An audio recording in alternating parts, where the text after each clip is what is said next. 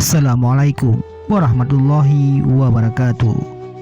Sahabat YouTube Bang Raju Channel yang dirahmati Allah, pada kesempatan ini kita akan membahas kisah Syekh Abdul Qadir Al-Jailani yang menghidupkan orang mati. Kisah Syekh Abdul Qadir Al-Jailani menghidupkan orang yang telah mati. Pada suatu hari, Syekh Abdul Qadir Al-Jailani berjalan melewati suatu perkampungan. Di situ beliau melihat seorang Muslim dan seorang Nasrani sedang bertengkar.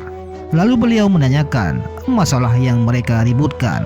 Seorang Muslim itu mengatakan, "Wahai Syekh, orang Nasrani ini mengatakan bahwa Nabi Isa lebih utama daripada Nabi kalian, Nabi Muhammad SAW.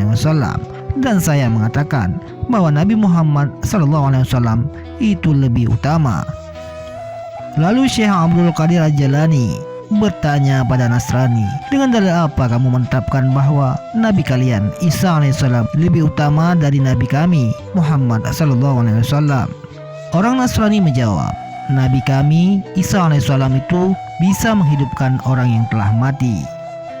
Syekh Abdul Qadir Al-Jailani berkata, "Aku bukanlah seorang nabi. Apabila aku bisa menghidupkan orang yang telah mati, apakah kamu akan beriman kepada Nabi Muhammad SAW?" Orang Nasrani menjawab, "Iya, saya akan beriman."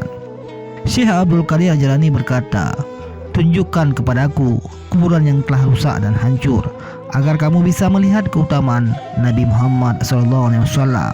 Kemudian orang Nasrani menunjukkan kuburan kuno yang sudah sangat lama.